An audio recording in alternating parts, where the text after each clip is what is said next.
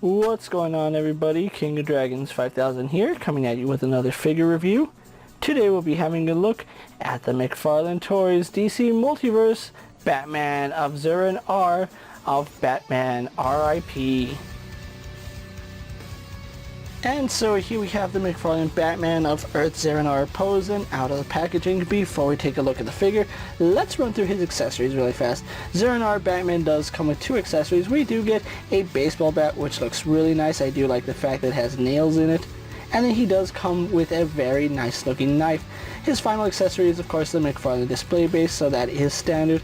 Other than that, Zur-En-Arrh Batman does not come with anything else. So with that out of the way, guys, let's actually take a closer look at Batman of Earth Zur-En-Arrh. And so here we have a closer look at Batman Zur-En-Arrh, and I have to say McFarlane did a really good job sculpting this figure. Now, I will say that the cowl could use a little more detail. Yeah, you can see that it is scuffed in some places and it looks worn. I would have really liked it if it also had the stitch work that we saw in the comic book, because it does look worn, but I wanted it to look more like his suit, and we kind of get a little bit of wear and tear up here, almost like it's wearing out, but some stitch work would have been really nice, especially on this cowl, because it is a really nice Batman cowl. I just kind of wish that it had a little more Zur-En-Arrh flavor to it, but it's still a really nice looking cowl. You can see that they did try to add some scruff right here, which it is done in like a brown paint, which looks really nice. I think they could have done a little bit better, but it's good enough for this figure. Really do like the eyes. The eyes are done very well, and you know what? If they wanted to repurpose this as a general Batman head, they absolutely could, because this still looks like a very good Batman head. So really good job there on McFarlane. Now moving on to the rest of the figure. Having a look at his costume, one of the most wacky color variations of Batman that we've had a look at.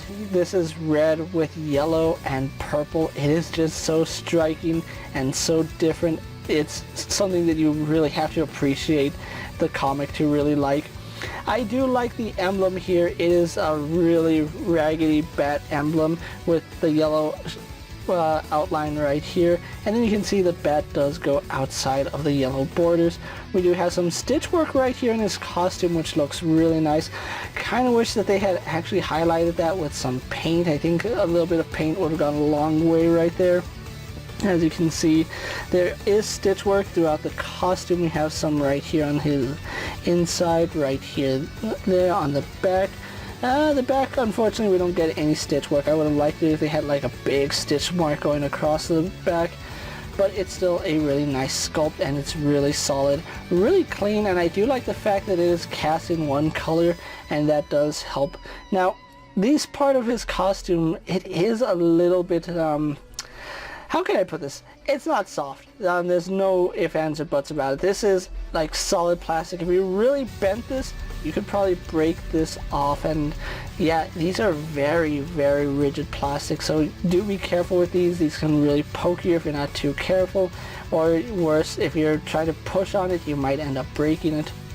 Really do like this cape. This is one of the better capes, and how cape should be done if you're going to make them out of hard plastic. You can see it is such a pliable material. I can virtually just twirl it up like that, and then we do have it go back to form. And this is how every toy company needs to do their capes if they're not going to do soft goods.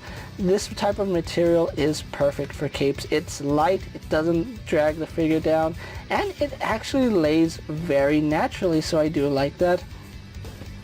Having a look at his arms right here, you can see he does have yellow arms. I think it would have been wacky if he had like yellow legs to go along with the yellow arms. It's just very, very different than what we've come to expect. You can see right here we do have two different colors of yellow. We do have the painted yellow, which I think they should just molded this entire forearm in yellow and then paint the purple, because you can obviously tell that there is a difference in paint job, because the yellow on his forearm is painted. The yellow for his bicep and elbow right here, it is cast in yellow, so you kind of wish that they had done something different there. I really do like the detailing here on his gauntlets. It does look like they're strapped together, and this would be like a it looks like he spray painted metal purple, and you can see it does have the spikes right here on the back. We have his purple gloves, which again have that covering on them. So there's a lot of nice little subtle detail on him. His belt right here, you can see it kind of is skewed off to the right, and this was an issue I saw with all of them. This is the main part of his belt buckle. This should be in the center, and unfortunately it is glued down to the his trunks right here. So I just hate the fact that we can't adjust that, because it is quite noticeable that his belt buckle is off to the left, and it is a very thin plastic. I don't know if you guys can see, but the purple is completely peeking through the utility belt, and then we do have some red underneath that. What they should have done is paint the belt yellow, because you can see the purple bleeds through, and it's a very, very thin plastic. So ripping this off would not be in your best interest, because there's a very high chance that you will rip the belt instead of pulling it off. Having a look at the rest of the costume, his legs, as you can see, do continue the stitch work, which again, really wish that they had painted the stitches, because that is a very nice detail that some paint would go a long way. If you were to do a dry brush over the stitch work, it would really highlight those. Going on to his boots, you can see that he does have laced boots going all the way up to his calves, which I do like the fact that McFarlane made the boot a separate piece. It's not a separate entity that you can rotate on its own, it's just a cover that goes over the shin, but it does work. You can see the laces are sculpted very, very well. The boots do have a surprising amount of texture on them. You can see different striation and pattern. You can see some like armament on it. It does look really nice, and I do appreciate the detailing. And then finally, he does have detailing on the underside of his feet. So overall, Zur-En-Arrh Batman has some pretty good articulation. So with that out of the way, or some details, with that out of the way, guys, let's actually move on to comparisons. Here we have Zur-En-Arrh Batman posed next to a Marvel Legends Cyclops and a DC Multiverse Superman. Here we have Zur-En-Arrh Batman posed next to a WWE Elite Scale figure and a Mezco 1/12 Collective Popeye the Sailor Man. And finally, here we do have Zur-En-Arrh Batman posed next to a Lightning Collection White Ranger and a Star Wars Black Series Mandalorian. So with the comparisons out of the way, let's actually move on to his articulation. Batman of Earth Zur-En-Arrh does have a double ball joint in the head, which does let him look up quite a bit. That's a really nice range of movement. He can look down quite a bit. Does have some really impressive head tilt, so I do like that. He does rotate at the head really nicely. I do like that range right there. We get so much movement out of that. Shoulders are on ball joints that do pivot forward and back, up and down slightly, and then they would go all the way around, but as I said, these little spikes coming off of his costume are solid plastic, so his arm will always jet off to the side like that. It is a little bit unfortunate, but that's just the way it is. Arm does go out all the way horizontal. We do have a bicep swivel, which works really well. We have double bend here at the elbow, going all the way up. Ball hinge here at the wrist, which does pivot forward or up and down. We can shift that to have in and out hinge, as well as rotation. We do have a ball joint here at his torso, which does lean back about that far, leans forward about that far, so not too much that we would like, but it still leans side to side, works really nicely. Then we do have rotation. Then we have another ball joint here at the waist, and this ball joint is very stiff on mine. It very, very much does not like moving, and that is unfortunate because it would provide a little more range going forward. As far as his hips go, they do go out to the side very nicely. We can get those really nice high kicks right there. They do kick forward to about right there. Now, unfortunately, it does kick off to the side, which I really don't like that. They should have just cut away a little bit more right here on his trunks. Going back, they surprisingly do kick back very nicely. We do have a little bit of, actually, we have a lot of thigh swivel on Zur-En-Arrh Batman here as the train passes. I do apologize about that. He does have double bend here at the knee going all the way back, which I think that looks very nice.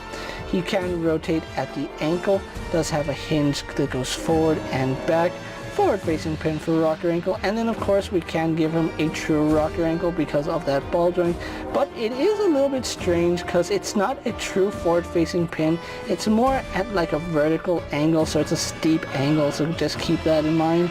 And then we do have a very generous toe hinge, so overall Zur-En-Arrh Batman has some pretty good articulation. Ankles on mine a little bit loose, but he still stands pretty nicely. So with that out of the way, guys, let's get him posed for my final thoughts, and then we'll wrap up this review.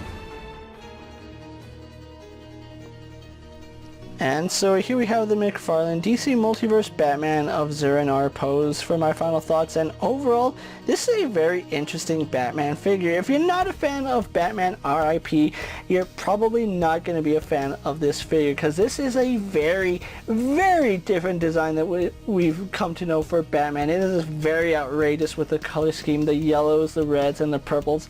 Should not work, but they all come together very nicely for this character, and I really do like it. Now, I don't have any other figures of Zur-En-Arrh to compare him with, but this is a really well-made figure, and I like the detailing on him.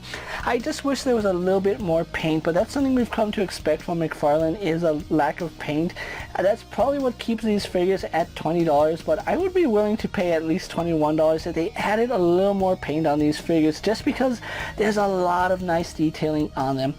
One thing I do have to note about this figure, guys, is that his weapons are incredibly rubbery, and they are a pain to get into his hands because his hands are not the softest plastic, and the fact they made his weapons out of a very soft gummy rubber does make them a pain for him to hold. Now, you can get him to hold it if you heat up the hand or if you wedge it in properly, but yeah, it is a struggle getting it in a really nice position, and once you get it in there, I'm almost tempted to just leave it in there because there's no way I'm going to be able to make it look good a second time. So his bat is probably going to stay in his hand for the rest of eternity, but overall I really do like this figure, and I did find Batman of Earth Zur-En-Arrh at my local Target, and Target has actually been really kind to me these last few weeks. I've been able to find stuff, which is very surprising because I never find anything at Target. But if you are looking for Batman of Earth Zur-En-Arrh, he is still available on the Target app and Target website, so go ahead and get him.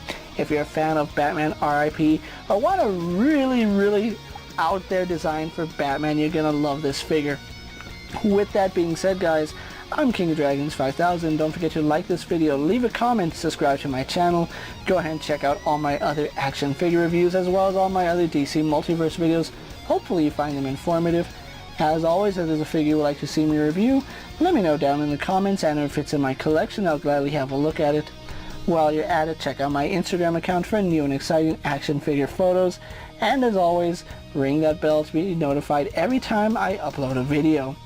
Until next time, guys, I'll see you later. Take care, everyone.